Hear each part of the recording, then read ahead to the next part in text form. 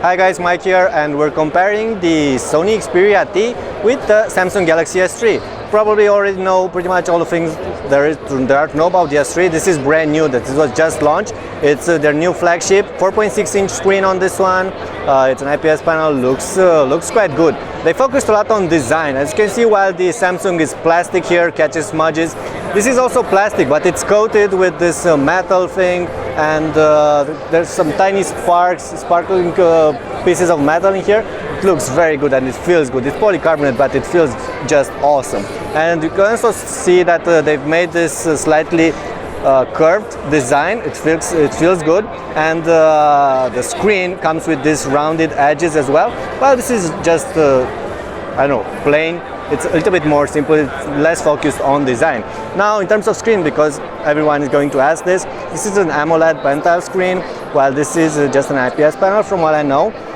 In terms of resolution, this is 4.6-inch. This is a 4.6-inch screen with 720p resolution. It's the same resolution on the Samsung Galaxy S3, just slightly larger. It's a 4.8-incher. But you can see that comparing the two, this does feel slightly smaller. That's because it is a little bit smaller. As you can see, it's not as wide, and it's not as tall either.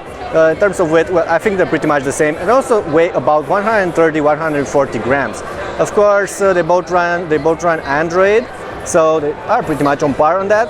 They're probably going to cost the same. There will be top devices in the carrier's offers, and this is built on a quad-core Exynos processor, while this is on a Snapdragon S2. So maybe in terms, a Snapdragon S4. Sorry. So maybe in terms of platform, it will be comparable to HTC One X, and not that much with this Samsung Galaxy S3. But if you want a top device right now, top smartphone at the end of 2012, you should definitely consider these two, and you'd want to compare them. Okay, one more thing, the cameras. Well, on this one you have a 13 megapixel camera, only an 8 megapixel camera on the Samsung. And having a look at the sides, there are some port differences. Okay, you have a power button on this one, and you also have a headphone microphone jack. There is a headphone jack over here as well, and a micro USB connector. Also a micro USB, actually this is a micro USB, and a micro USB here on the Samsung as well. But on this one you also have this, which is a card reader, a micro SD card reader, and a micro SIM card. You also have the card reader on the Samsung as well, but it's on the inside. Can't really tell you much about the battery inside this one, because I don't have exact numbers on that.